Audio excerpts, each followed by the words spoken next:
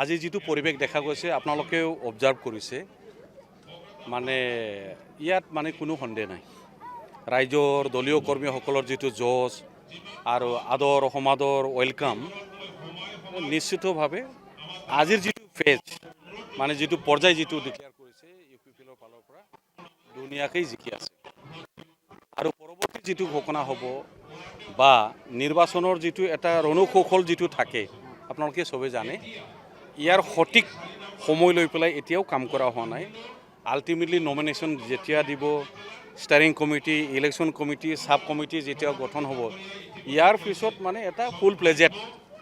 এটা হেৰিটো হৈ যাব কাৰ্যসূচীবিলাক ওলাব আৰু তেতিয়া বহুত আৰু ইম্প্ৰুভ হ'ব আপুনি এগৰাকী যিটো প্ৰাৰ্থী হয় আপোনাৰ সমষ্টিত আপুনি কি আশা কৰিছে এইটোতো মই অকলে নহয় কথাটো হ'ল দলে ভাবি চিন্তি পেলাইহে কেণ্ডিডেটটো দিয়ে তো গতিকে আজি যিটো দেখিছোঁ আৰু মই বুলি নহয় কাজলগাঁও সমষ্টিত ইউ পি পি এলৰ সাধাৰণ এজন সদস্যক দিলেও আজিৰ দিনটোত ইউ পি পি এলৰ প্ৰাৰ্থীয়ে জিকে অকল মই বুলি নহয় ভেটি ৰাইজৰ সমৰ্থনটো তেনেকুৱা ধৰণৰ হৈ আছে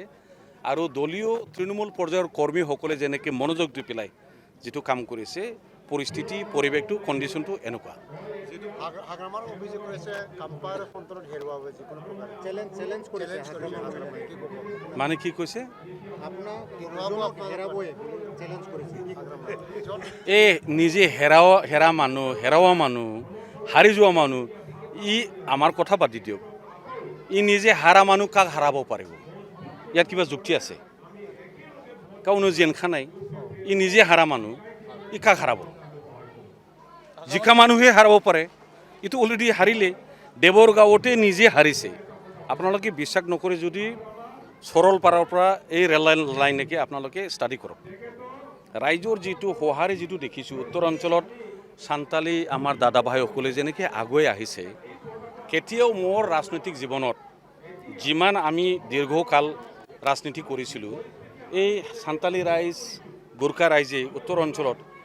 এনেকৈ এটা ৰাজনৈতিক দলত দল বলে মানে স্পণ্টেনিয়াছ সমৰ্থন কৰাটো মই এইবাৰ দেখিছোঁ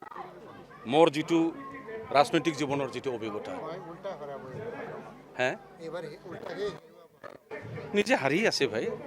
হেৰাবলগীয়া আৰু একো নাই কাৰণ কথাটো হ'ল নেতা কেতিয়া হাৰে কাৰণ থাকে অকল নেতা বুলি নহয় এটা ফুটবল খেলত কোনোবা জিকে কোনোবা হাৰে হাৰাৰ কাৰণ থাকে এতিয়া হাৰাৰ কাৰণটো কোনেও নহয় হাগ্ৰামা মহিলাই ডাঙৰীয়া বিপিএফ হাৰাৰ যিটো কাৰণ বেলেগ নহয় নিজে তেওঁৰ যিটো কথা বতৰা স্বভাৱ চৰিত্ৰ তাত্তাবাজি তাচিল্য তুষ্য আপোনালোকে ভাল পাই জানো আমাৰ সমাজত এইবিলাক একেবাৰে কেতিয়াবাই আমি এইটো এৰি আহিছোঁ এতিয়া আগলৈ যাব লাগে এনেকুৱা স্বভাৱ চৰিত্ৰ নেতাবিলাকে যদি দেখুৱায় নৱ প্ৰজন্ম কি হ'ব আমাৰ সমাজ এই কথাটো সকলো গাৰ্জেনে উপলব্ধি কৰিছে ইয়াং জেনেৰেশ্যনে আজি দেখি আছে ইয়াৰ কাৰণে তেখেতক নালাগে যথেষ্ট হ'ল নিজৰ বাদে চবেই জাম্বা বুৰ্বক এইটো কথা হয় নেকি আৰু আমিও এজন বড়ো জাতি হিচাপত লাজ পাওঁ না আমাৰ নেতাবিলাকে যদি এনেকৈ কয় আৰু মোৰ ক্ষেত্ৰত যিবিলাকে কথা কৈ আছে আপোনালোকে শুনি আছে কোন চন্দন চিনি নাপাওঁ আমুক তামুক এতিয়া মই ভাষণতো ক'লোঁ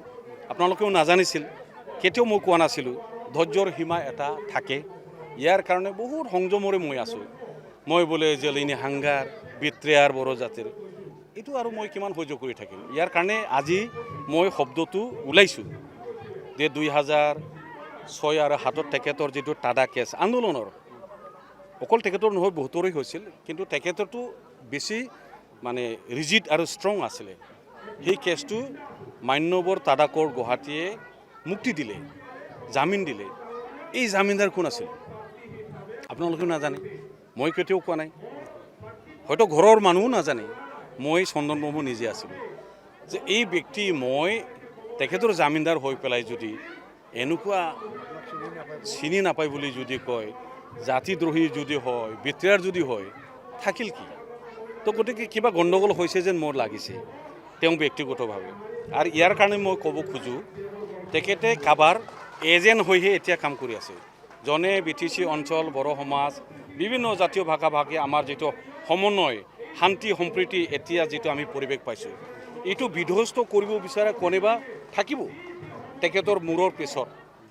কাৰোবাৰ এজেণ্ট হৈছে যেন মোৰ অনুভৱ হয় থেংক ইউ